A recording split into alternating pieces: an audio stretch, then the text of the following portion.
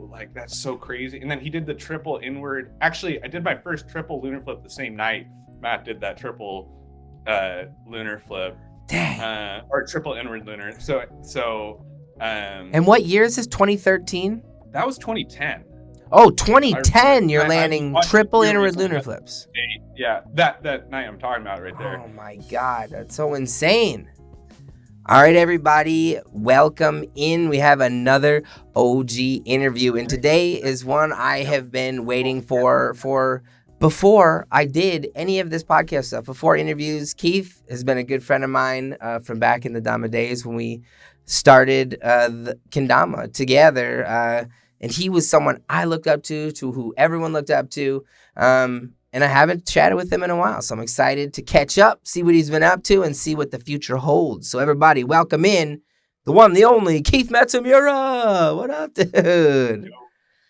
Dude, it's so good to be on with you. I'm really stoked. Oh, dude, it's really nice to see you, man. Everything I said was very true, dude. Like, I just talked to Haley. I just talked to TJ. Like, I talked to Ballard not long ago. Like, I've been reminiscing on all these old times that you were a part of, dude. And it's so fun.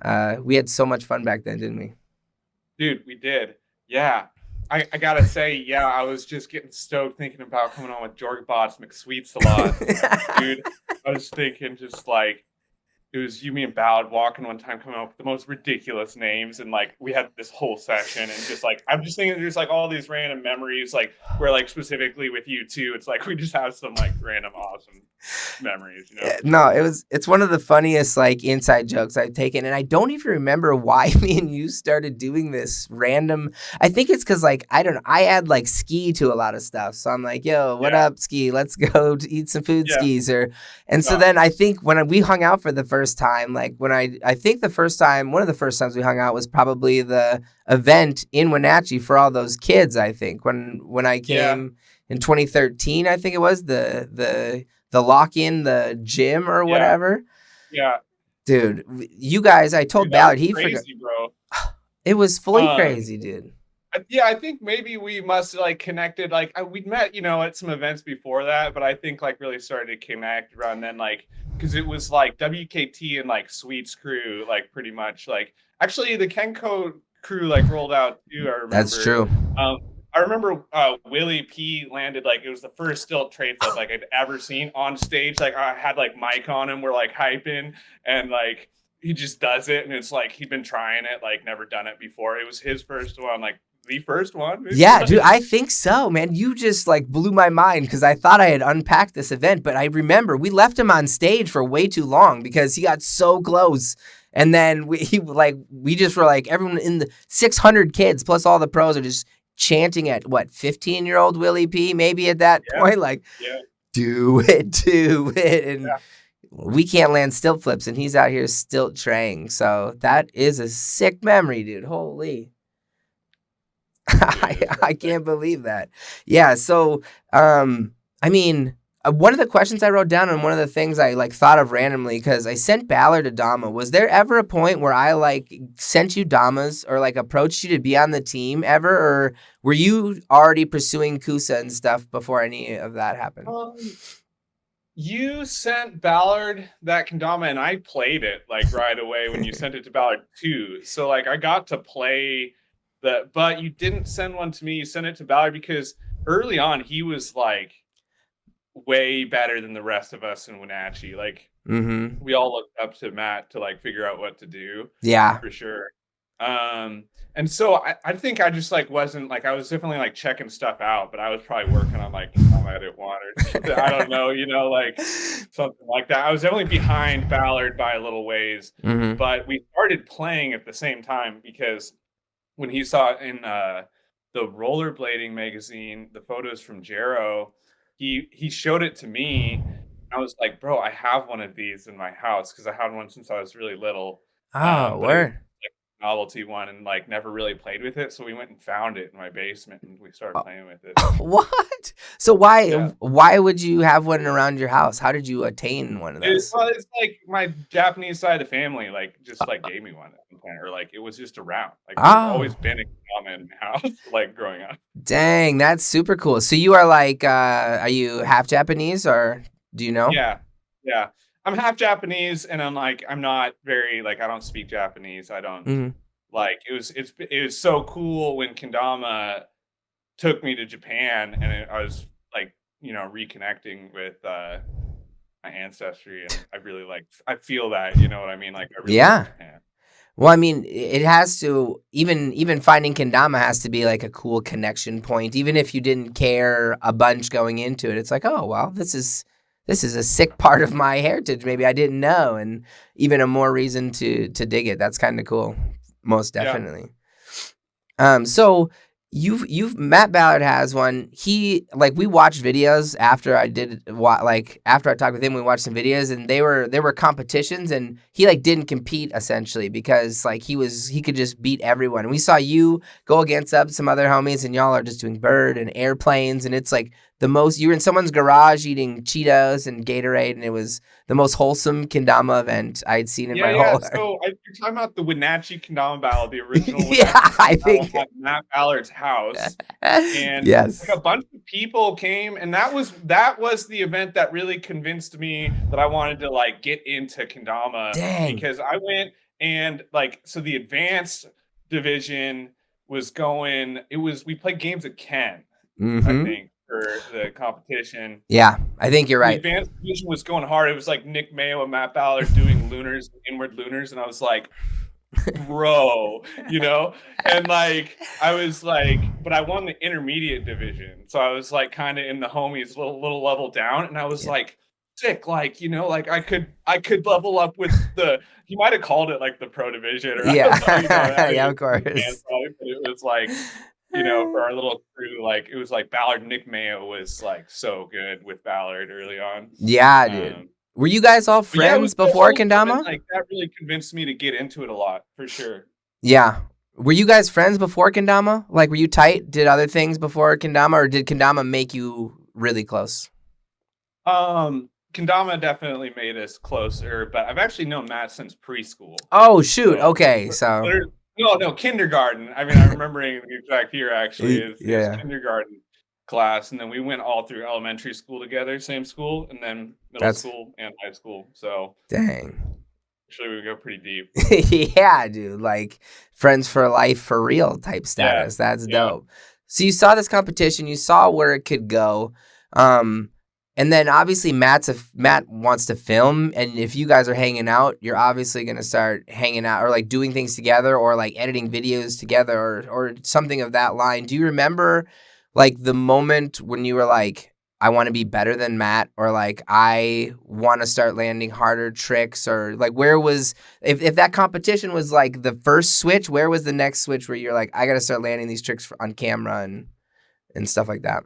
I think it was probably that actually. Like I Literally. literally remember that event being so impactful, and also Matt Ballard like edit 1 and 2, and like he's doing double lunar flips and like edit 2, and like actually, so like Matt literally taught me to lunar, and he was like doing like lunar flips before I could like even lunar, So I was Yeah, like yeah. in awe.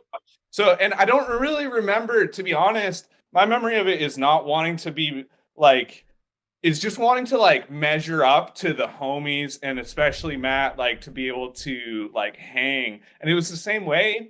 It's kind of funny listening to you guys' interview recently, and I think he was a little more competitive minded or was like more aware of it. But I was just actually always kind of looking up to Matt wanting to do what he did. Like I took cues from him. Like I wouldn't have started skiing if not for him.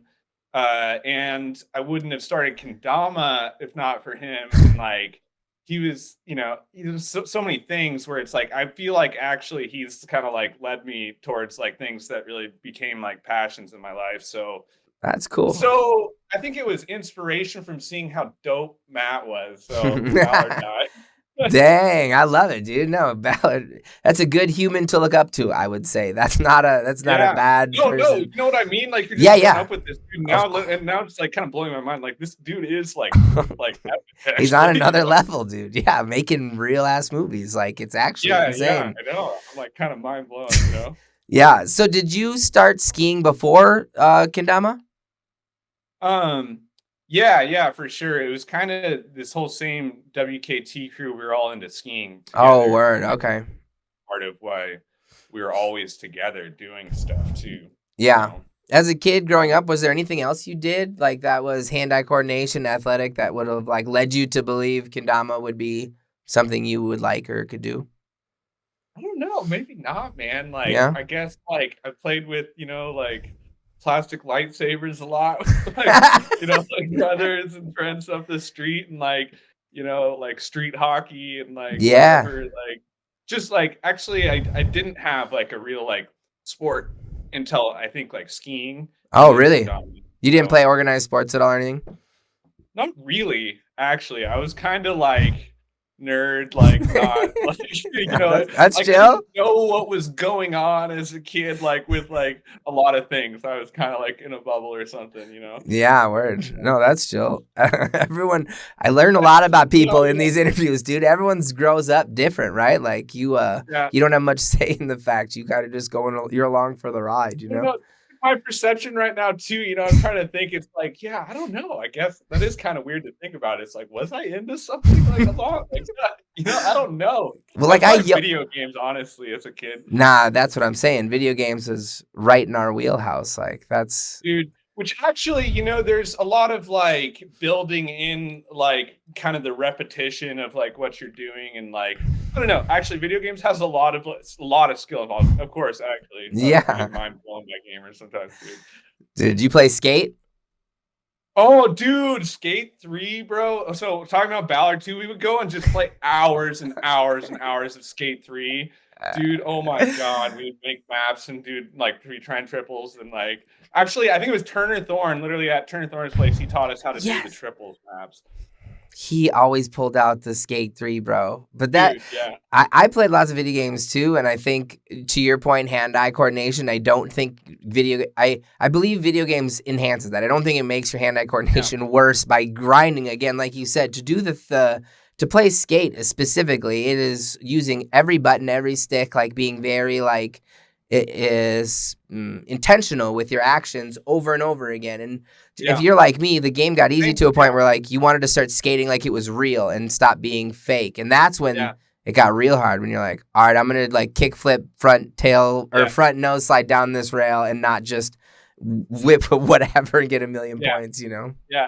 Actually, it's now that we're talking about it, it's like, oh, that is the thing is I was kind of into skateboarding before, I really thought skateboarding was sick, Yeah. and I kind of got pwned early on though. I like, you know what I mean? Like I Yeah. wasn't like skating's hard, dude. Dude, yeah, you can get hurt the wrong way early on and be like, well, skating isn't for me, I don't think. Well, it's just like, you know what I mean? Like wasn't hanging exactly, but Oh, actually I it's did work tough. on like I really like skating flat ground. I mean, I like skating vert too. Actually, my dad helped me build a ramp at one point. We built a Really? 4-foot half pipe and in Dang. my yard. So and then like Nick Mayo was hella good at scootering, and Yeah. so he'd hit the ramp and literally he was like, you know what I mean? Like he was legit like crushing it, like while the rest of us were like kind of Yeah, trying to trying like to rip a skate or trick like or two. it was crazy because Nick was into scootering, Matt was into blading, and I was into skateboarding at one point. So we were all like, but we are kind of this nerdy crew. Yeah. Nick was not so nerdy as Valentine, maybe. He brought your But, cool levels up when you were kicking it, even though he was scooting. but like we wouldn't go to the skate park, because like it was especially an era of like just hating on the scootering and the Yeah. blading. Yeah. So like I could go to the skate park with like Valor and Nick like didn't want to go, Maybe No, but we yeah, won't go like to. anyway. Yeah. No, that's hilarious. I think that's because I did the same exact thing. You guys remind me of Rocket Power, though. You guys were like that's the old Nickelodeon squad, dude. Everyone was you were street hockey in it, dude. Yeah. Had the squid on your team. No, that's so funny. Dude. Yeah. But then nerdiness prevails when you find kendama, dude. And Dude, absolutely. absolutely. you are Yeah. you get paid off for all of it and get to Yeah. use the hand-eye coordination. And also I think kendama is just unique enough for it to be like cool and fun in a specific way that I found it when Yeah. I found it for the first time. Like I didn't think it was nerdy. I thought it was cool that it was from Japan and that other people didn't know about it. And like that's kind of what drawn me to it at first. Yeah. Hmm. Yeah. Like the way it was presented, like when I was getting into it, like I thought both the kind of like old school videos and like a little bit more official, like JK tricks, and kind of like, and then as it progressed, and like at that time, I'm thinking of like Edit 7, like Colin Sander, and like kind Yeah. of like all of it was getting me really stoked because of the like, I don't know if I was thinking this specifically at the time, but kind of the traditional nature of it, plus the freestyle nature of it, Were and you a like kind of it all traditionalist goes in the together. You beginning? can pick it up and be in both zones like really quick. You know what I mean? Yeah. Well, I guess so. Yeah, you say both, but like when you started kendama, like the tricks Matt was doing, he was still doing JKA tricks, right? Like he wasn't out Yeah. here trying to like do his own tricks necessarily, right? Like you guys were. I guess I don't No, know. I Were you think looking up to Ballard Colin was at that trying to point? innovate early on, Yeah. but I don't know. It's kind of hard to think. I'm trying to think what specific things, like mostly JKA tricks. Mostly it was, and I think this is what I was getting at is like there was kind of this ladder of tricks to look up to and actually like Yeah. try this progression, like pretty like um organized. And so it was kind of like, okay, I'll learn lunar. Like I can, like learn, or like even just like at first learning all the different stalls and tricks was, you know what I mean? I just like, I was mind blown to even realize like I just didn't like think of bird at all. And then I like see it, and then Yeah.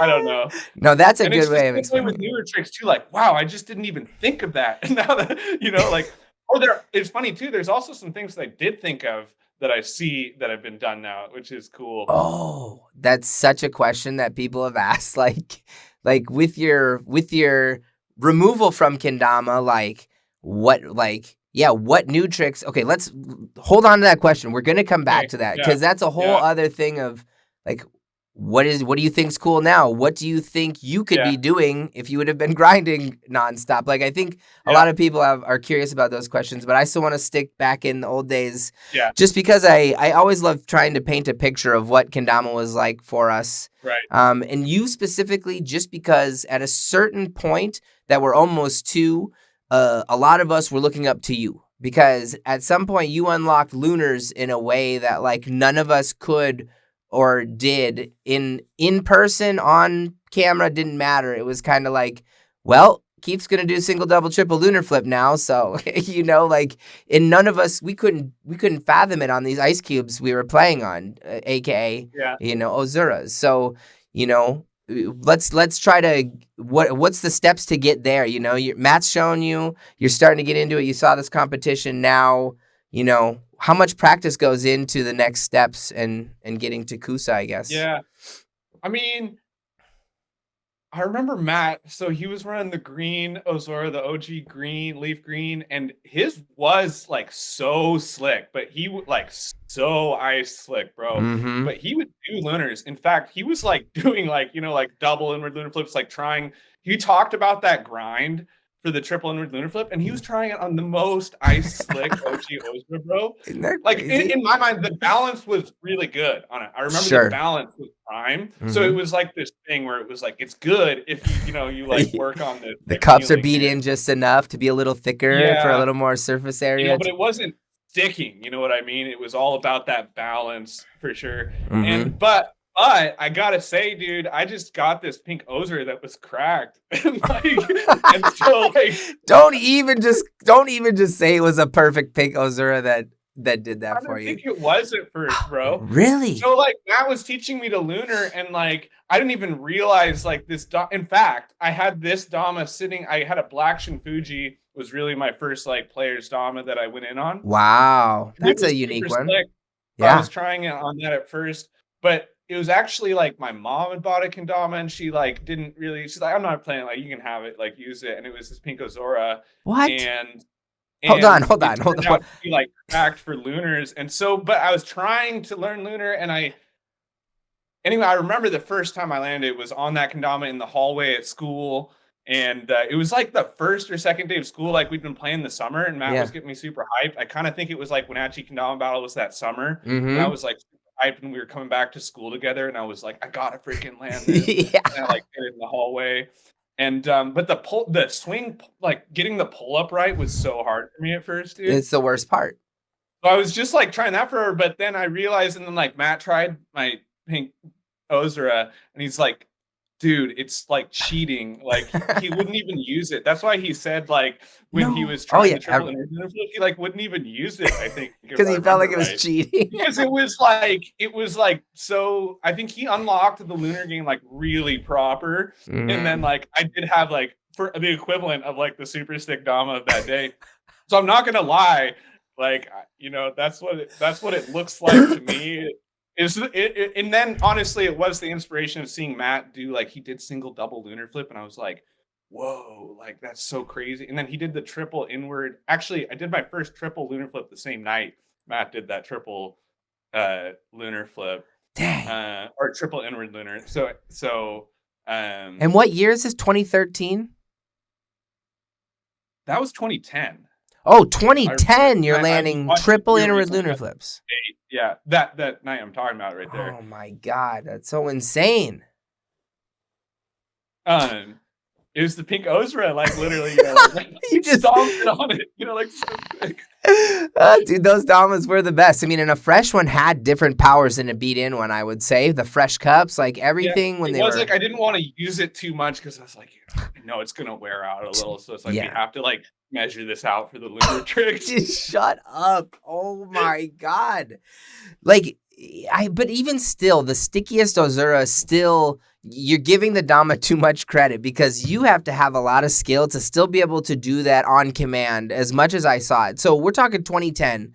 So the years I'm talking about maybe are closer to 2013, 2014 when Yeah, I would be traveling with you and we would go to places and like everyone else could do string flow and could do lighthouse flips or whatever. Keith went on stage and did single, double, triple lunar flips every time first tee. Like it wasn't like, oh, let's wait a few tries and see if he gets it. Like, no, you just did it every time without thinking about it. And obviously Damas got better. And so if you could rip a triple on a pink Ozura out of the package, then when you get some sticky paint, eventually it's going to be a little easier. But, as Kendama got further and you got better and moved your ranks up, like I remembered you very clearly as the lunar guy. Like that's what I looked up to you as a person who loved lunar was like, man, I hope I can flip him like Keith does someday, like for real. well, it's like I really like doing lunar, so it's always like this kind of just happened to like the lunar, yeah, and I was like, well, I love doing lunars, so like I definitely like anyway would just keep doing like lunar tricks. Like maybe it's like my almost like my main jam. I was trying this lunar trick last night, bro, on That's the one you were Jorgemon going for. mod. I wanted so bad to lace and post and be like, we're going live, but it was this lunar trick.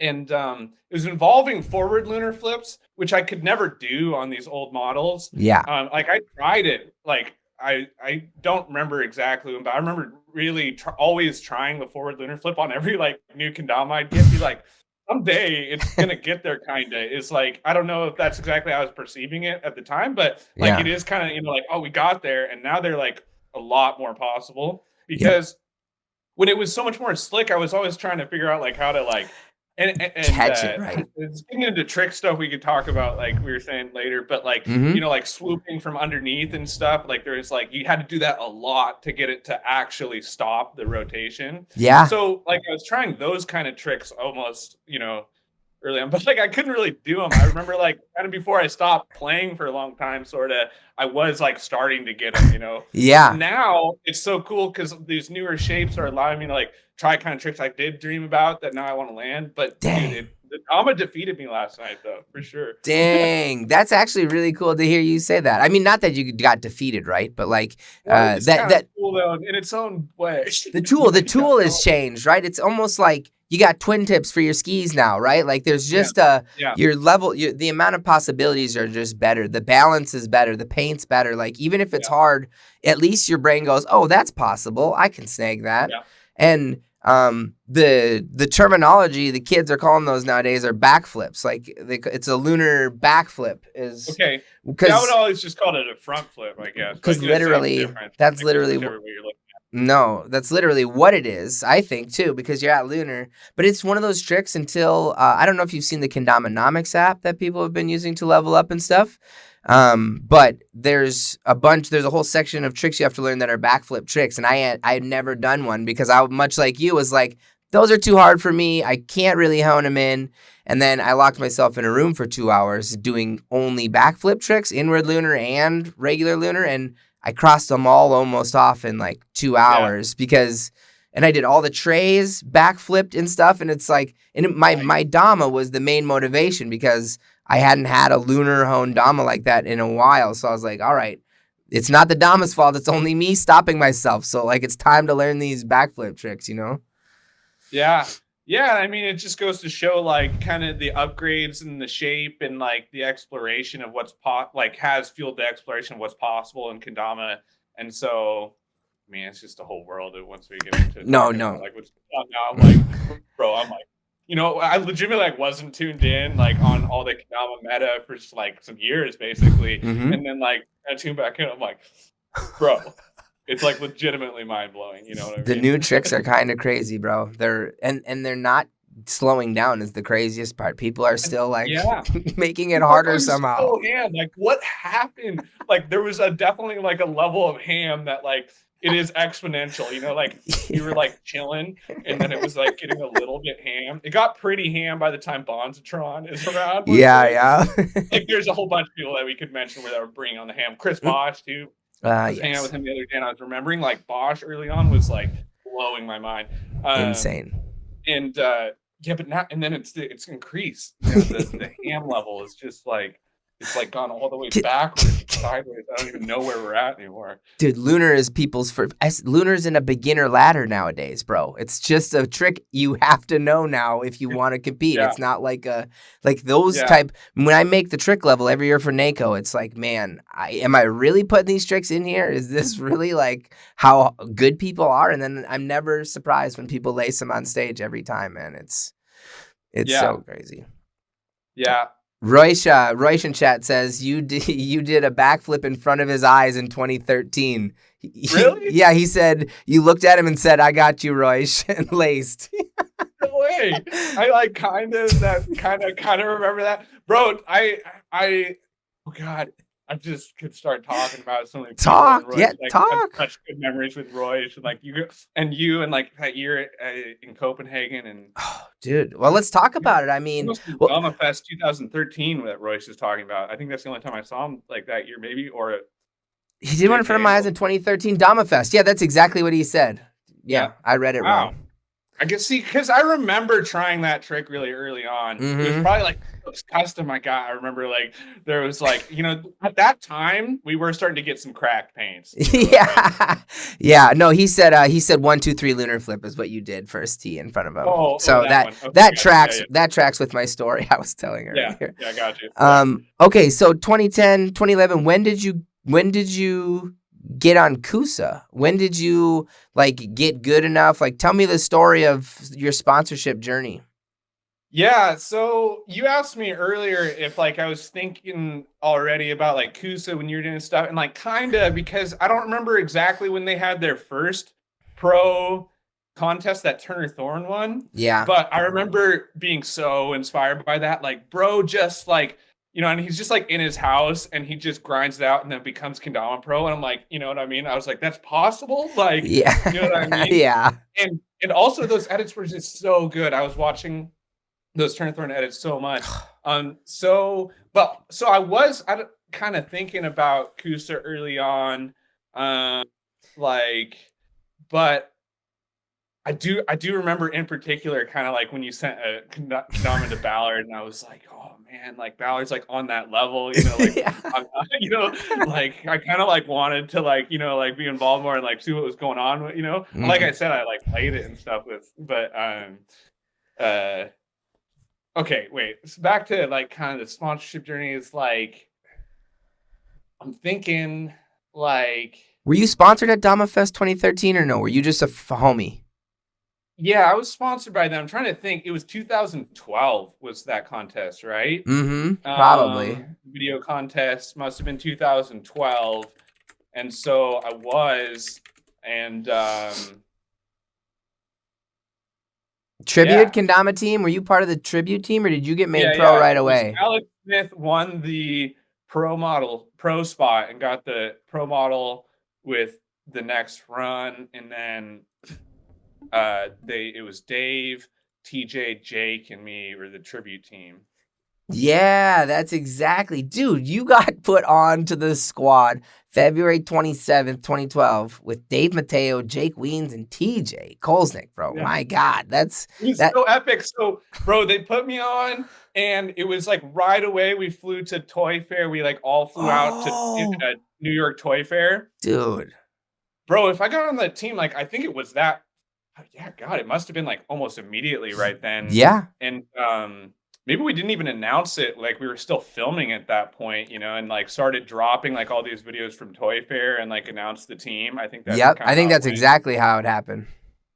Yeah, that was so mind blowing to me, bro. I was 16 and I flew out there with them, and like the toy fair was crazy. And like I remember we were just like staying up in the hotel playing Dama like all night, every night, and like going all day, and just like it was so much Dama energy. And it was like always like that at events. That's what but like for me, that was like my first time like doing something like that, and I was just like pretty mind blown. That was like your first real trip, like your first like paid trip, probably. Yeah. Like, was it like you were younger than those guys by a decent amount? Like, did Yeah. you look up to them before they became your teammates? Like Jake, almost Yeah. everyone on this squad, obviously, like Jake was a pillar of their like looking up to as Kendama. Did you look up to Jake and Dave and TJ in any way before like you became teammates and were just friends in a hotel hanging, or Yeah, no, absolutely. I mean, I remember talking to everybody on Facebook and stuff, and Mhm. like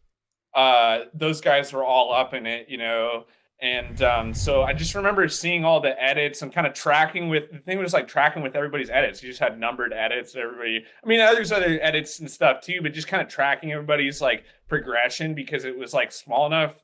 The community seemed small enough where you could feel like you were tracking like almost like everybody's progression that was like putting out videos. Agreed. Seemed like that. I know I wasn't actually watching everybody, but those guys for sure all like had talked to in some capacity. And like, yeah, that trip though, like opened my eyes to like, I guess like, like we're just going hard in the media creation, like filming. So like Jero filmed so much on that trip, and it was Jake and like filming so much. And so like, I guess we were already like doing that with Ballard too. So, but like, kind of, you did count me in before that, I think. So I think that was a huge boost on the like what was going on. Yeah, for sure. I kind of come back to this Ballard shout out where I'm like, yeah, I don't know. I think he just kind of made me. Like, I mean, because count me in, you guys had sponsorship from Kusa, I think, for that original video. I think like no, not for Count Me was In. it the We just second did one? it, and then it was Where We Are. We had Okay. official sponsorship because I got sponsored. We did. Matt did got kind of sponsored to do video with Kendama USA to do some things, and was like doing the Dama Fest 2013 video, and that kind of led into, I think, doing sponsorship for Where We Are. Was it after that? I guess, or we'd already done Where We Are. I have it a little mixed up. Not gonna lie, bro. On that day, It's okay. It's okay, man. It's a minute ago. But let's just go back 1 second to count me in. Did you know? Like you keep saying, Matt was like, you were the sheep and Matt was the shepherd, kind of leading this charge of let's film these videos and do all these things. Do you like in the moment? Do you like? Were you all just hanging out? Like, do you really feel like you were just hanging out, like playing Kendama, and then Matt Ballard like made it this movie, or did you feel like you were in his movie as it was like happening? Do you remember? No, I mean, I felt like it was a collab the whole time. Okay, cool. But it like wouldn't have happened without Ballard. But I've always actually felt like it was us like in the drawing room about the Kendama movies. And I think before that I made like a ski movie like with like clips from like a season of us all skiing. I Oh, call cool. it Get Stoked. I was thinking about this randomly. Really? Is It's it like still on the internet? no, I think it's impossible to find. Although if you go Yeah. on New Schoolers, there is some of the segments from it that are like there. I think on my Keith_M New Schoolers, and also Matt. If you can find Matt Ballard's New Schoolers, there's some really good videos on there too. Um, but yeah, like New Schoolers, like we were just like up in that vibe, and like kind of the ski movie thing was really the thing, bro, where like that was so inspiring. And so like I did like want to do that so bad. And so it naturally, like I wanted to do it so bad with skiing that Kendama was like also the same energy to me. Whereas like, and it always, this gets me so stoked about Kendama. It's like, it has that real like action sports energy, but it's also, you know, it can kind of gradiate from being like simple and chill to like all the way like peak energy, you know? Yeah. So to me, it's this really amazing thing like that where it's really including, because like anybody can pick up a kendama, but also it's like you can go so ham, like it's a real sport, you know, like Yeah. Well, it depends on how bad your legs want to hurt and how much time you got, because we all know we can do it. It's just like, golly, how many hours are you gonna spend on this trick? But that's the fun part about it, and that's what makes, I think that's what gets a lot of us addicted, is that payoff in the end. And for those of you who don't know, New Schoolers is like like back before Facebook and stuff, it was like a forum for skiers, like to submit videos and to talk in like a forum type way about skiing. And it was like if you were a freestyle skier, that was the only website that mattered in the world, essentially. And yeah, so, I still go on New Schoolers. Is it still a thing that people utilize a lot? Yeah, I mean, like, you know, it's still like if I want. Yeah, I feel for me, it's like the source for my free skiing news in a lot of ways, or like the gram now, you know, there's a lot of things going on, but like, yeah, New Schoolers is, you know, still always been the pocket, you know? Yeah. Oh, that's so funny, dude. That's so cool. Okay, so you guys are homies. You made a sick movie, and then, I mean, that just gives you cred to all those people that you just got on a team with. And now you're friends with all those homies, 2014. And that's just the start, bro. Like, after that, you start traveling everywhere with everyone, right? Like, Yeah. I mean, like I was saying, I remember like at some point we would just be at the events together, you know, because like, you know, you're there, like I'm there with the Kendama USA team, and like to me, it always felt like this one massive crew, you know, that was just so homied up that it was like mind blowing, you know? Yeah. So like, I don't know where I was going with that. No. Was there an event that like stuck out? So like obviously Toy Fair sticks out because it's the first one, and Toy Fair is a very crazy thing. Like, what's the next trip you got to go on when you were like, man, I can't believe I'm here because of Kendama? I think, I mean, when the WKT crew rolled to Dama Fest, and then I won Dama Fest, and there was $1,000 check, and I took that check to book my flight to Japan that summer. Dang. For the Japanese Kendama Association World Championship. Yeah. Before Gloken Cup was a thing, or Gloken World Cup. And so that, I think, blew my mind extra hard. What made you do that, though? First time, because like kind of, like I said, like reconnecting with like this part of myself, like, and kind of like it was more than I expected, but also like everything I expected too. Like in terms of also like kind of, I guess, like I don't know, like watching like Ghibli films as a kid, and like kind of having this like like I don't know, like this like innocent vibe of like wanting to go so bad, kind of like feeling, I don't know if I put it in those words as a kid, but then like when you go and like it was really like that for me. I don't know if that makes sense at all, but like just like magical vibes, like, and I mean every time it was like that, you know, but like that one was kind of crazy because Ballard also went, and then the Chrome guys went, and were you there in 2013? No, man, and that's why I was wondering, like it seems such a next level send to go to a JKA event. Like I don't even know if I would have thought to connect with them or to reach out. But like with your $1,000, you were reaching out. Like, how did you find out about the JK event? Was it through Tamatsu and Well, stuff? yeah, it's because Tomatsu and Hajime showed up like at a US Kendama event for the first time at Dama Fest. I Yep. think that was like Yeah, that maybe was they it. came over for something else, or I don't know. There was some collab going on, but like they showed up at the event and like it was really Tomatsu and Hajime that like invited me. They're like, you should come to the JK World Championship. Wow. And they also held Gloken Cup that year, Yep. which was like a A trial. precursor to World Cup. Like I think you Mm-hmm. were talking about like a test event that a different test event. But they did like another one. Mm-hmm. I can't remember the guy who won, but I know Satoru Akimoto got second. It was like this epic final battle because it was done a little bit differently. I I but anyway, it Yeah. was pretty epic. And I remember having like an epic battle with Satoru Akimoto.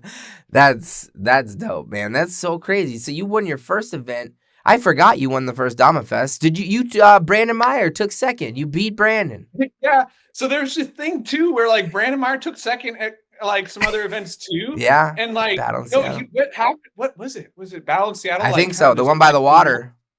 we had like the next event and he also took second. And I was like, I always felt like Brandon Meyer was like better than me. Like I'd look at what he was doing and be like, he's like understands how to move the kendama like better than me.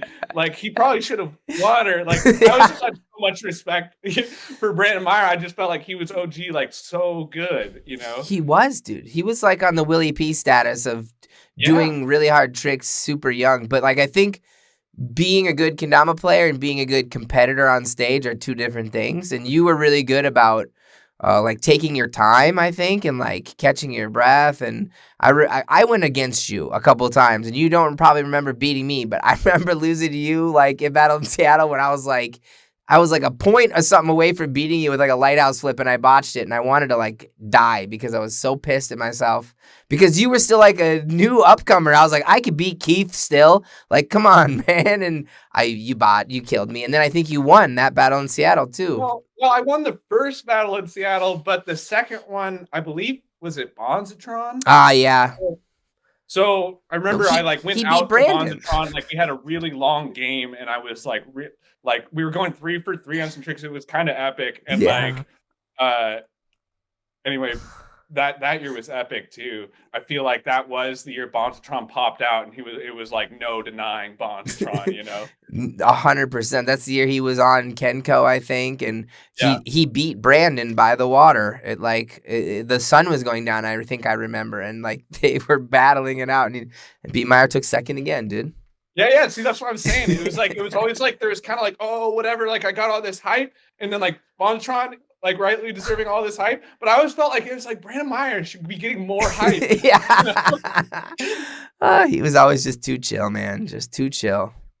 Dude, yeah. There's so many people I love. Like I'm thinking about B Meyer and Willie P, and like, it was always like I gotta mention. I know I'm all over the place, but I gotta mention too. There was like this just like mobbing with the Sweets crew. Like it must have been, was that 2015 or getting like another year in there? It's like where it was kind of like Haley, me, Rod, and Rick, and then like the Sweets crew, like full deep.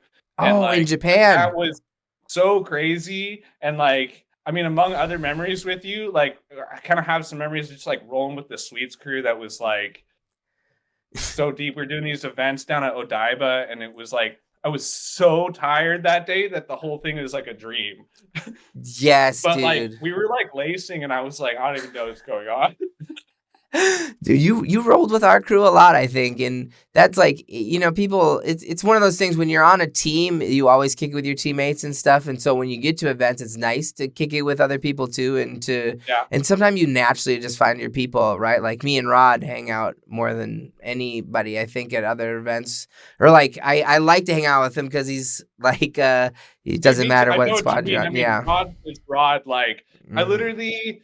I've been kind of out of touch, but like I feel like I've been like kind of like Rod's always been close to me. Like I just like you know what I mean? Like people Yeah. who just even like think about like all the time for some reason, like Rodney just like lives with me, you know, in my mind. Yeah, no, I totally feel you, man. It's fun the relationships we've created, bro. And even though like we hadn't talked a ton over the last few years, you're still a person I think about way more often than you could probably imagine. And Bro, on the I've been streams I like bring thinking you about up. you all the time. Ever since you hit me up recently, Yeah. I've been listening to your podcast and like I've just been like, if this makes sense, like talking to you in my head, like already like having like podcast time, like there's Yeah. so many like I'm always thinking of stuff. There's so many things I wish we could get into. Like I know we're not gonna have time for, Mm-hmm. but it's just crazy how like I just know like we could just keep vibing forever. Like 1,000,000%, dude. No, 100%. Okay, well let's keep going down the timeline. So you won your first event essentially as a sponsored pro. You go to Japan, you compete at the KWC. Do you remember the highest you've ever been at KWC or the highest ranking you ever got? yeah, that first year in 2014, I got eighth. Dang, that's sick. Top 10 in the world, dude, in KWC at one point. That's pretty rad. It really, those that year in 2015 are the only ones that I've been to, and those were crazy, bro. I was talking to Tebow randomly last night and we were like, bro, that room was so hot at 2014 World Yeah. Cup because it was a lot smaller than the place they're doing it at now, and there was so many people packed in. I just remember it was crazy. It was literally like, oh, like we are in here, so like we had to go find a little corner to like remember. Practice. Like with Ace just like grinding behind, like everyone's kind of going. Ace. You're trying to like cram extra practice and we're like sweating behind the like thing, like we gotta learn these tricks, you know? Dude, you keep sparking my brain. Ace, the Earth Turn Master, 3,000 Dude, Earths in a yeah. row. Record that'll never be broken, dude. That room was full glass and the sun was beaming in that day, heating us all to a crisp. And the only place for us to practice was behind the stage. So, like, most of the time we were just behind the stage playing because there was literally nowhere else to go. It was they created such a spectacle, and it was never held in that space again because it's been too big to do that. Yeah. So, and then the next year I got 22nd, I think. So I made it to finals again. And I like had better points that year, like planned, you know, than the year before. Like it was kind of hard to like, I wasn't sure how I was going to match points with Bondtron and Bosch. Like I actually had a plan to do it, like theoretically, you know what I mean? Like when you plan your points, like, you always theoretically like have a way to do it. yeah. But it's like, I always, you know, felt like, well, yeah, basically. Well, no, I'll say I was thinking it's just like that. I didn't like practice soon enough before those events. Like I kind of planned my tricks, but I like, you know what I mean? When it's getting closer to, and then once you get there, you're like, oh, like I now realize the level of hone I want to be on with these tricks. And like you start like practicing so much right before the event, and like literally like right before it, you're like behind the stage, you know, like still honing. And I was like, you know what I mean? Like, I was like, just started so much earlier on the practice. And so I've always felt like I didn't like I wanted to, you know what I mean? Better, I still kind of like think about KWC, like if I just, you know, now I look at the tricks though, bro, and I'm like, wow, because I know like they're crazy. I stop at level 7, bro. Level 7 is where I get to before I go, well, this is going to be hard, you know, like, and KWC now people practice their final runs. The good people don't even practice their first 2 rounds. They only practice what their last run's going to look like. Cause in the end, that's all that matters. If you're really trying to win, you should be able to get through the first 2 rounds without even thinking about it. And all your practice should just go to what tricks am I going to do in which order and how fast can they be done? And people have fully maxed that meta out now. So you better not go to Japan unless you've been practicing for a couple months because it's not worth it now because they're so crazy.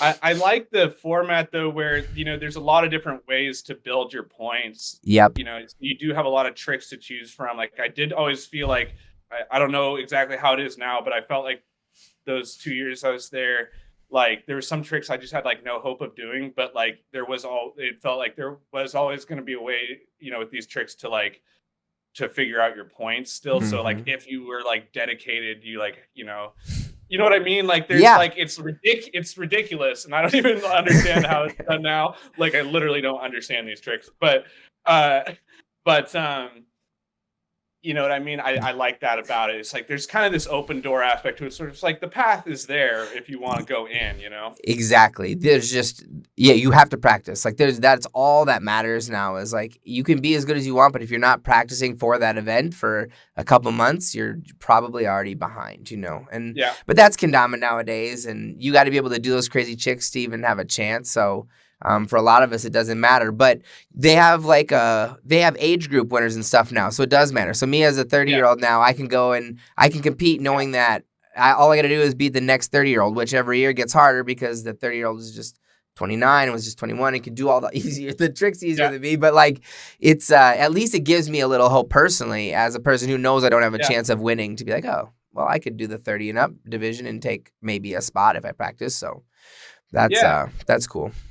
No, I think that's really cool, and always having a way to track like the real like value and progress in what you're doing, or like and like or maintaining skills, and like to see that like I don't know, like like I was saying, like Kendama has this action sports energy where it's like there's something worth it about like the competition scene and the film scene, and the whole thing to me is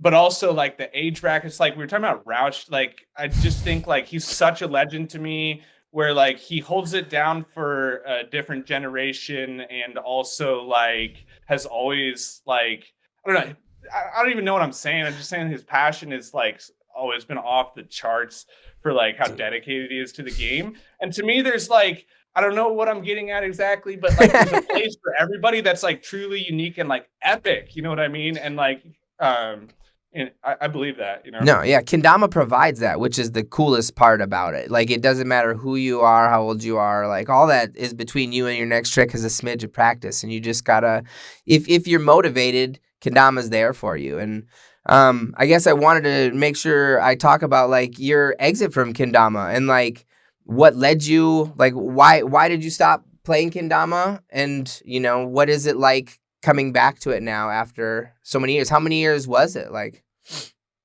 Yeah, I mean, it was in 2016 that spring. The last event I came to was Minnesota Kendama Open before like this last like major event I've been to, or like the last Kendama event. Yep.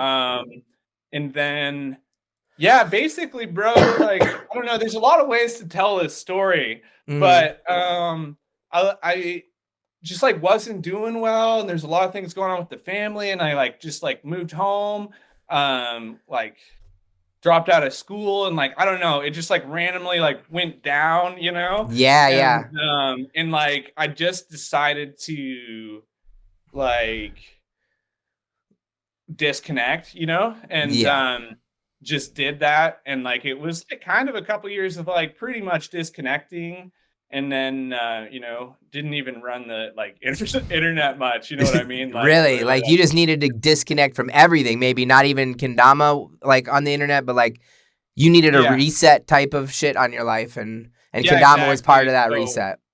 Yeah, it was just a total it was like That's that chill. And then but I kept playing kendama, like nice. This blue Mugen, I mean, like kind of not like the same, but like there's this blue Mugen. I bought it from Satoru Akimoto, and I kind of just played that for a couple years. Like I really enjoy doing like around USA, around Europe, around Japan, and like kind of just thinking of like the simple like combination. Like we're kind of talking about the old school like JK combos, like and stuff, and like I'm actually not honed on my speed trick B at all right now. I couldn't remember it properly, but like stuff like this, where it's like kind of you run through and it starts, it feels really good. It's and anyway, so I was just like doing a lot of around USA, like on this blue I dig that.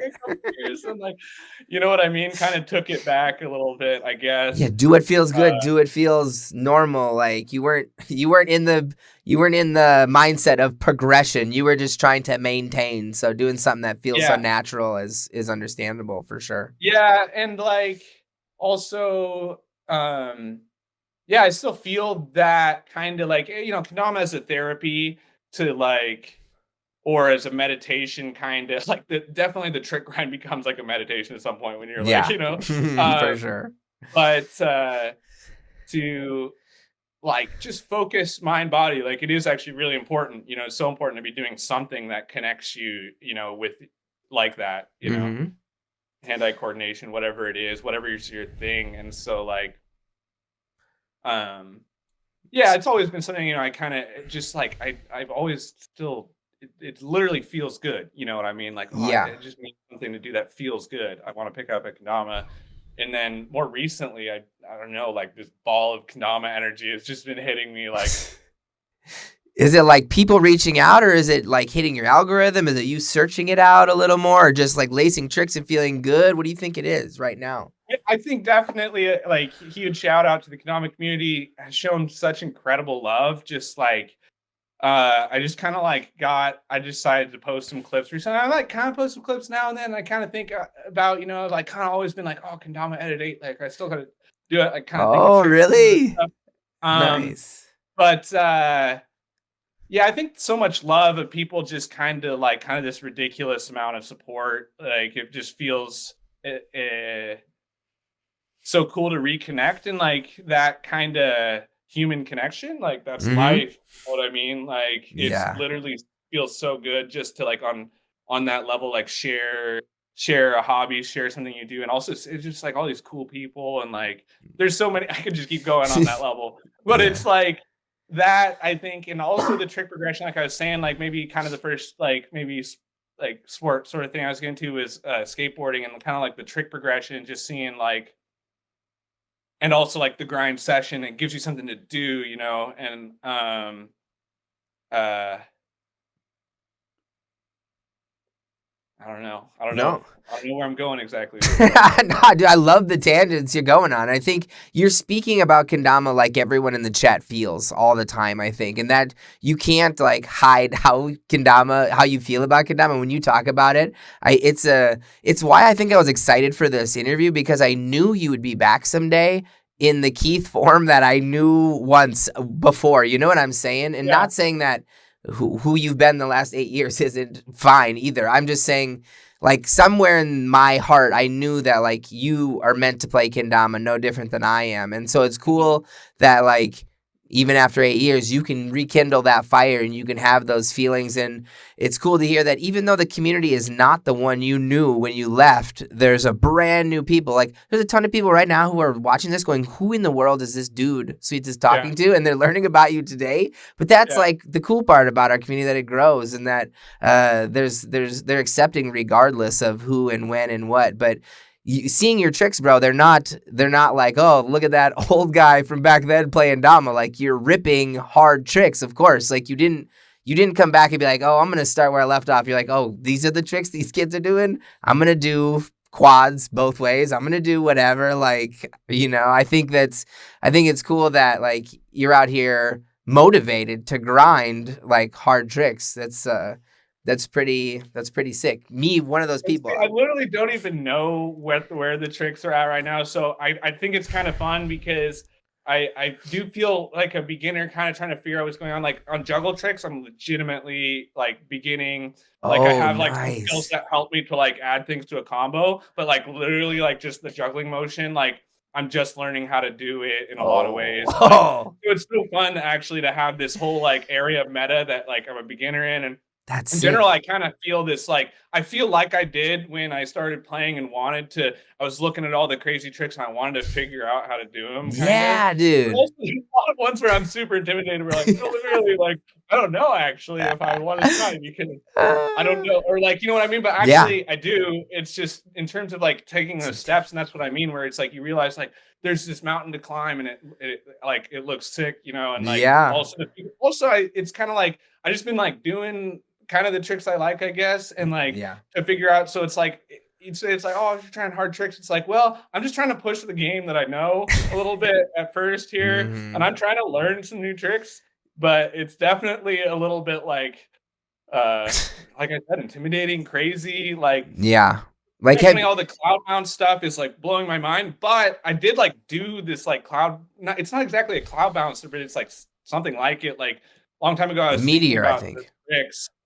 But I didn't know what to call them, at the time. Oh, got But I you. don't even know how related that is. Like I'm trying to look at the meta, and it's like, The but yeah, cloud. I mean, like I feel, yeah, I guess back to kind of the stoke, like on the gram, like dropping some clips, and there's just so much love, and like I kind of forgot like just the connection of like, like having a reason to grind where you want to share it with people too, Mm-hmm. and also like to connect and build energy. Actually, I think I could say it's like this energy. I feel there's so much good energy that I want to like work on building it and like seeing what's there and like taking what's being given and being like, how can we build this and give some more great energy back? Mm-hmm. And I was, I've been talking to Ballard. Like I'm always kind of keeping in touch with him, and we're, feeling the same. Like there's just all this good energy, and like what can you do with it when it's like it's rolling on its own? It's starting to lead you.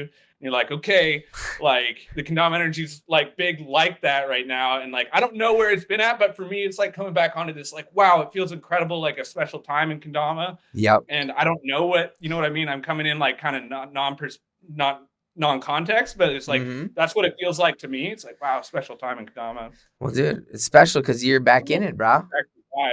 You know, I just think it's you're coming back to it. That's why it's special, bro. That's what's sick. So, like, what are your plans for the future then? You've said all this, like you've been practicing. Is it for just the funsies of it? Do you have like any intentions? Do you want to go to more events? Are you trying to get sponsored again? Like how deep are you going with your new found love of kendama? Bro, I'd say this kind of thing where it's like, oh, just kind of trying to build energy day by day because I don't know totally, but it's like I believe there's like kind of our goals out there, but like it's not totally formed up in exactly like what form to take to like aim after. So it's like every little thing, even every little trick I'm trying, I feel like will build energy towards that. So it's Yeah. good to feel like having goals. I joined the Gallagher school deal, Nice. and I'm like looking like I'm listening to like I was listening to the Jeep pod with Isaac Turn. They were talking about Tama control, and I was literally like, it was like blowing my mind, like kind of the depths they're getting into, Yeah, they and go like, deep, dude. but yeah, in terms of like, I don't know, just I want to figure out what's going on, and but also like creative projects, and I think really try to figure out how to build energy, and like I want to do Kendama editing. I could say that like I'm trying to film and edit, Oh, but I'm nice. also trying to like film like just like clips, and like that's kind of motivating me to like keep progressing. So Yeah. just trying to keep that rolling, I guess, and then I do want to make it back to events. I guess now is a good time. I guess we already dropped it on Instagram. Okay. To so I want to go to European Kendama Championship, and I'm raffling off a bunch of OG Kendamas. So it's like live on my gram right now with the link, but it's also Tio's posted it on European Kendama Champ gram like just now. Whoa. So yeah, I'm trying to like raise money to go to EKC. And then the thing is, if we overshoot it, if y'all go crazy ham, we could go to NACO too. Like send Keith to EKC, send Keith to North American Kadama Open. I don't Wow. know. Throwing it out there, trying to send it. So there is actually, I am kind of like trying to like just send it. Like Dang, I let's do go. want to reconnect and start like building whatever projects and like things. So I feel like EKC is the spot to make that happen. Jeez. Oh, dude, EKC is become one of the more fun events of the year. That's the European vibes. There's zero way of recreating that here. It's not possible. So that is definitely a sick first event. I can't believe you're doing that. This is a perfect time to announce. We got 110 people live. If you guys want to help Keith get to the EKC, you can watch him live on this stream because we'll be there live streaming it. But it looks like you're raffling off some epic kendamas. So if you guys want to help, you have a little bit of extra dollars.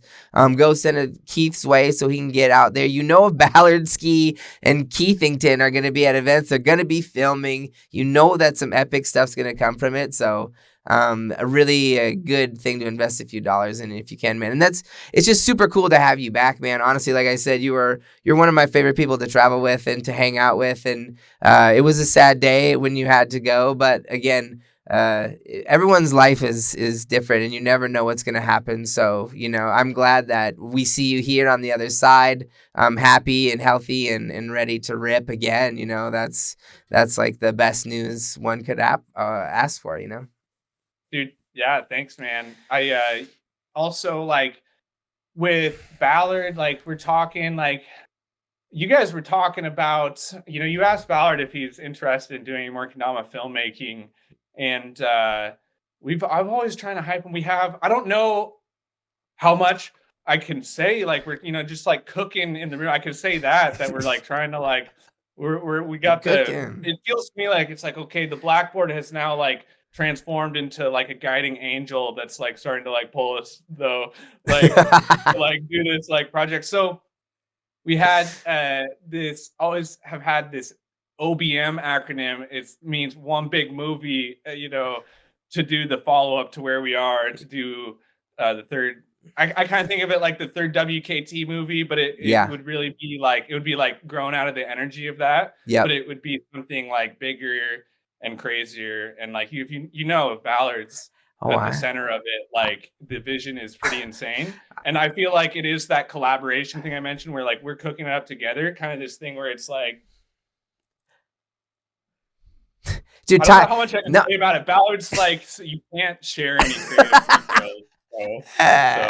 Dude, time is all that was needed. And me and Ballard started talking at Van Jam last summer, and like that I've talked about the idea you're talking about with him to at length at that event, and then like a couple more times since, and it's everything happens for a reason, bro. Everything times out the way it's supposed to. Everything like it's gonna be a perfect thing for both of you to work on when you finally have time and are reinvigorated. And like it's big projects like that don't happen because you make them, they happen because they're supposed to. And like none of us can wait. We can't wait. It'll be epic, whatever it is, whenever it is.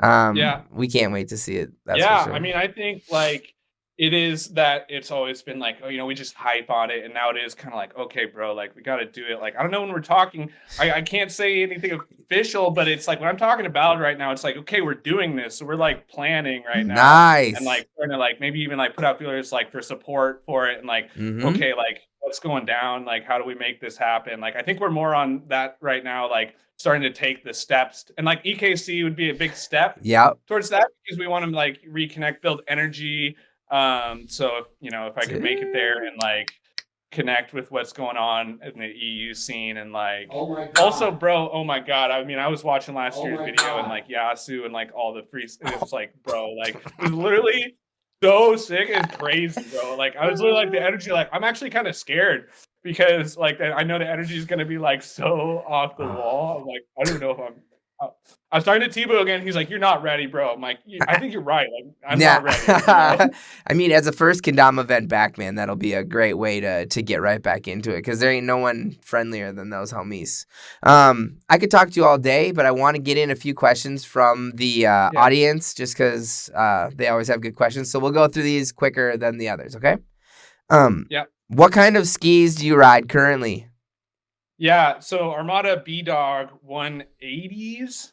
And then I have some Icelandic POW skis, some Nomad RKR 115s and some Gypsy 120. Are they 115, 110? And then some Gypsy 125. So like, because I used to ride for Icelandic and then now I'm kind of riding Armadas. So dope, dude. You just didn't speak my language for a second, but I'm sure everyone who skis a ton knows exactly what you just said. I know it's like I love skiing to the point of like like you are a ski nerd, bro. Oh my god. Do you still wear Saga? Yeah, I got some. I'm more of a gibberish guy, actually. Cool. I've got some good Saga. Ballard. No, it's true. Actually, my main jacket's a Saga jacket. Oh, okay. So yes, I do. Actually, yeah. That's so funny. What's your favorite trick you've ever landed? Skiing or Kendama? Kendama. We're back on Kendama. Yeah. I mean, I think like my first lunar flip, because it was so hard. I spent so many hours like out in the hot sun in front of my like grandparents' garage and like and it felt so good. I feel like that was my first like deep grind was trying to get a lunar flip. So nice. Oh, that's a good one. I like that. If you would have kept playing kendama at the same rate, what would have been your next career goal? So after I MKO mean, 2016. yeah, I remember talking to Jero about doing like a pro model before it kind of like blew up and just like had Oh, to go dang. away. So like we were starting to talk about that, and So you never got you know, one. I don't know, like I actually, I forgot that. really wanted to go back to KWC and do better. Like, Yeah, that's a cool one. um, I was like, yeah, both years it made such an impression on me to go and compete. So I like, yeah, I still want to, but you know what I mean? It's like, Yeah. wow, I don't know how possible that is. You know what I mean? No, maybe the 30 and up someday with me, dude. How old are you now? 28. Ah, cool. You're almost there. I'll still be in the 30-year-old division for a couple of years. We can Yeah. compete. That'd be fun. Um, what are your top 2 kendama favorite setups? 2 of your favorite kendama setups Um, ever. I've got, I mean, this Emerald Mugen's like my favorite That's kendama. This is like, I, that's my favorite. And then, but in terms of like setups for like playing right now, actually, I don't know. That'd be hard to say because I'm like trying out a lot of the new shapes and like yeah. they're all amazing. And Yeah. so it's kind of hard to say. Really, honestly, like there's a lot of really good shapes right now and like setups and like, um, I mean, I got the Jorgenbots right at the moment. It's the Jorgenbots mod because I was grinding literally like some like several hours, bro. I just did not land yesterday, and on the Jorgenbots mod, my knees are hurting from Yeah. time spent with Jorgenbots. Dude, it's not the Dama's fault though, right? You just weren't as honed as you No, needed to be. no, and actually, it was kind of one of those things where it's like I know I could like break this apart and practice the individual parts, and like Oh, this yeah. might be going better too. But you kind of get sucked into like I'm close. I could just do the whole combo, and then you know it's hurting me. But anyway, When it's I like it's too. That's like people's least favorite thing when I do stuff live on stream because they watch me do a combo and they're like, practice them separately first. And I was like, never. That seems like a waste of time. Oh, Why would I do that? go in. Yeah. Like, okay, okay, I think we kind of talked about this about keeping an eye on the community while you were away. So you were fully out of commission probably for 2 years, and then you started having Instagram again, having YouTube again. And did you keep up with us, or is it only until recently, like COVID status, or even then that you started watching more kendama stuff? Yeah. I mean, like, kind of keeping in touch, like a little bit, but definitely recently, I've actually been like paying attention to what's going on again. Yeah, But yeah, I don't know. I've like kept in touch with like some people and like kind of get a reading on what's going on. But actually, I would say pretty much been tuned out. Like what's yeah. going on. I'm legitimately mind blown. You know when like coming back in and seeing what's up. You have to be. I mean, have you seen Ben Harold's Fringe case? No, see, there's so many edits to Oh watch. There's my so many God. things. So Okay, many Keith. things. I have to send you like a whole list of things, but that is the Ben Harold Fringe case is what inspired the last like 5 years of kendama progression, essentially, if you ask me. So Uh-huh. that's the one edit out of anything you need to go watch. It's Ben's Okay. because it changed what people thought was possible with kendama, and like the pinch tricks that you see people doing and stuff.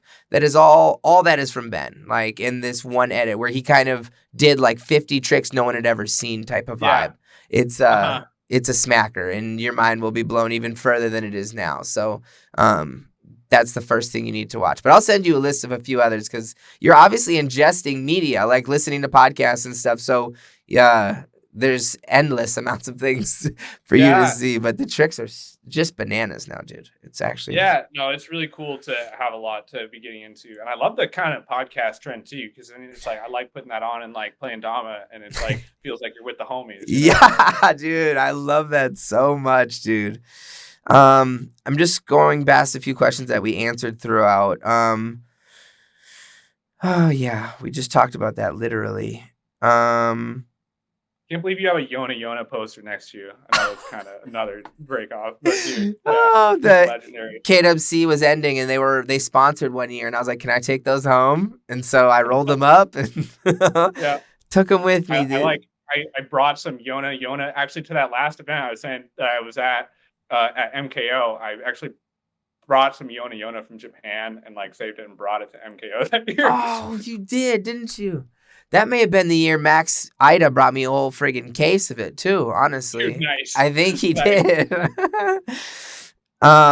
Here's a question from D-Ro, as long as we're talking about old homies that were inspiring back in the day, Dan Yeah. Robinson.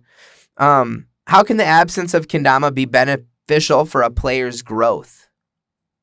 Yeah, I think that's a really interesting question. Like, because I do feel like for like on the level of maybe feeling like the stoke of like the beginner again, like feeling kind of like that, feeling like a noob, bro. Is Yeah. like, when you like absentee for a while, you've got a lot to catch up on. There's so much energy to like kind of just be there and like kind of back media, Yeah. so I guess that's one thing is, but also like the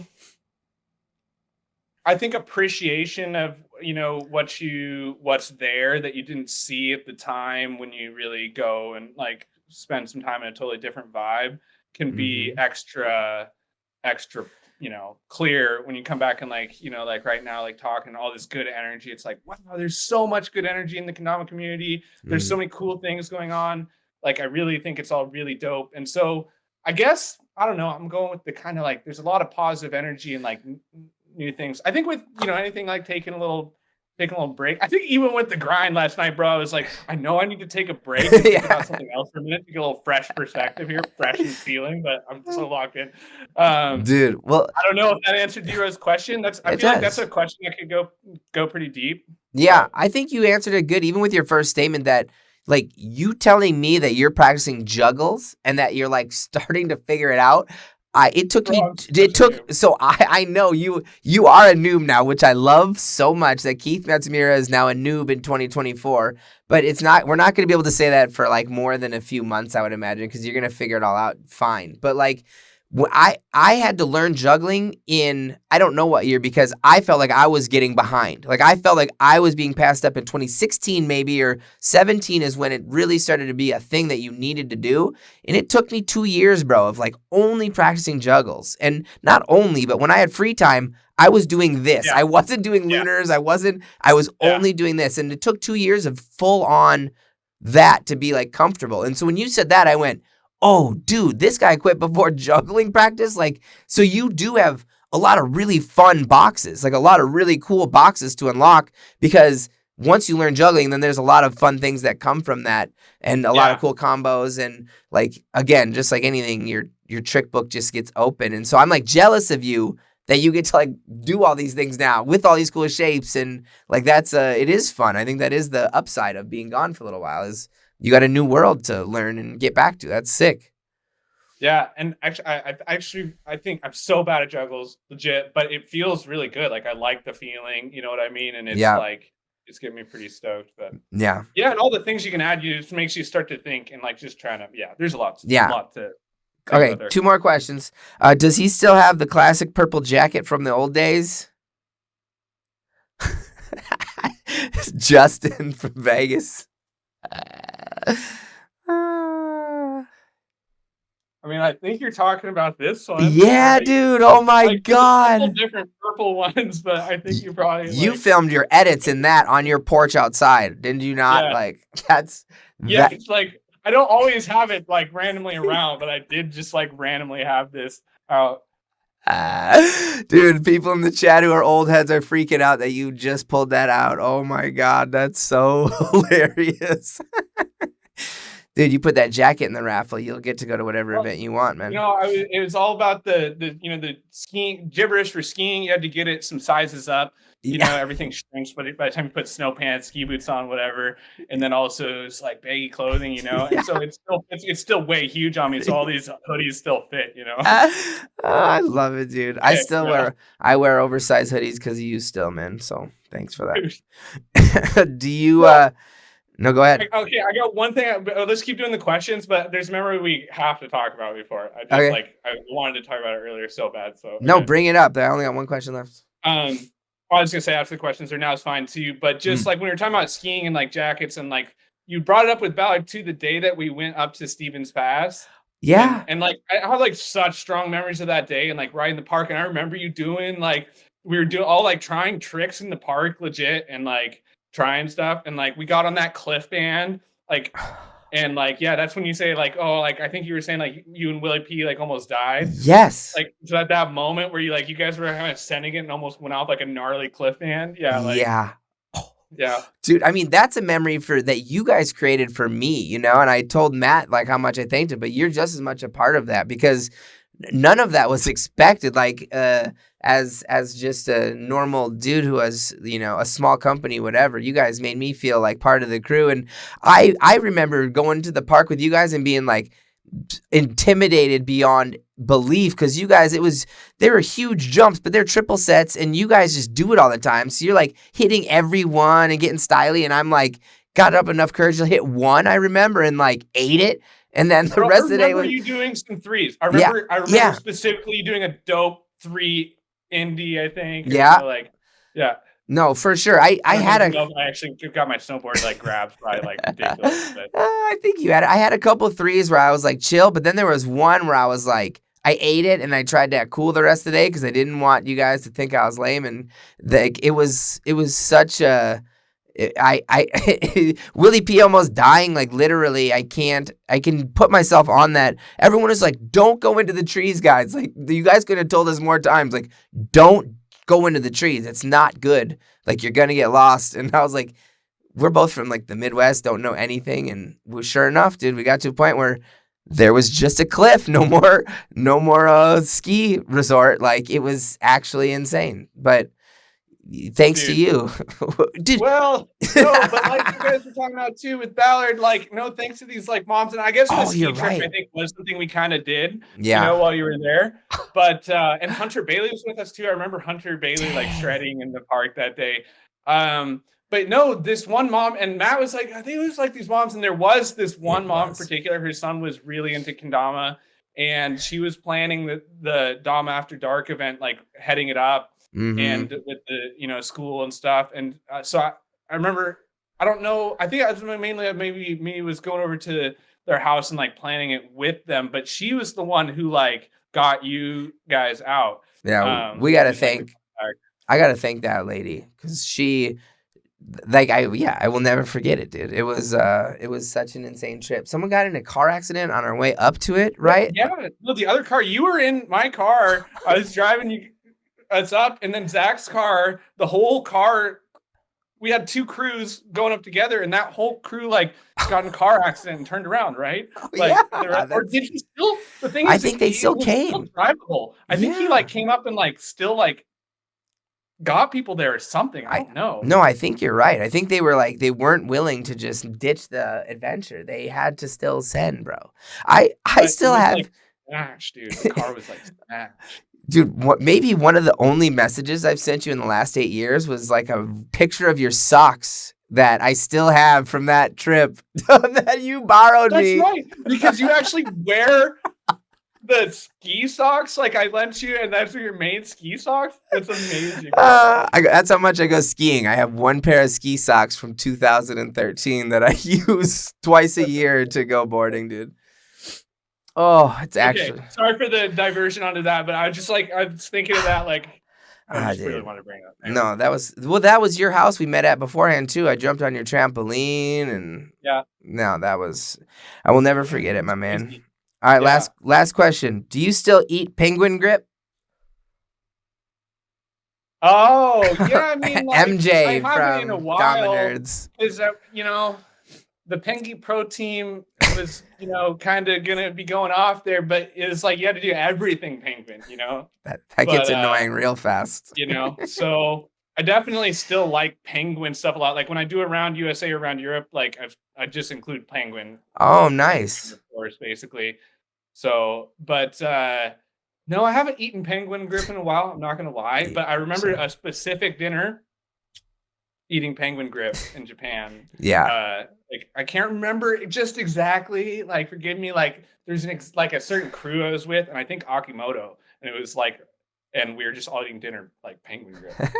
Dude, MJ is the one who submitted the question, so I'm sure he'll. MJ, yeah, MJ from there, he was at that table. I think he was at that table. Probably. Yeah. That's probably why he asked, dude. It's but like when you've been to Japan more than once, even things start to like go together, man. Like all the trips, it's really hard to decipher what time you did that one thing, but how lucky we are to have those memories from all those fun times, man. And I really appreciate you coming on the show today, dude. I think we could talk for hours and hours, but moral of the story is I think we're all glad you're back. I'm stoked to see you jamming. If Sweets Kendamas can help you at all in your Kendama journey coming back, you let me know. I'll go buy myself a couple raffle tickets, so dude, thank you. Yeah, thanks for having me on, man. I mean, literally so stoked to just be on with you and talking to you. Literally was overstoked and like didn't sleep right trying this trick. And I'm gonna land this trick, so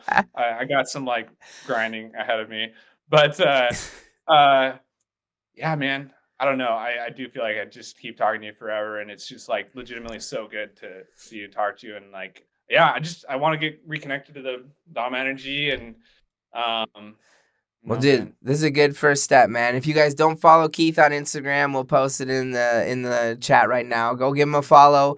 Encourage him on his re-entry into the Dama world. Don't scare him too much with all your crazy tricks, dude. 100 taps and stuff. Just let's ease him into it. Go for it. I actually really think it's sick. Like all this stuff, like it gets me so hyped that people like go in like that. So destroy my mind with your tricks. Oh, nice, dude. Well, go watch Fringe Case. Let me know what you think, and we'll talk to you real soon, Keith. All right? Word. Sweet. I'll see you later, man. All right, brother. Love ya. Until next time.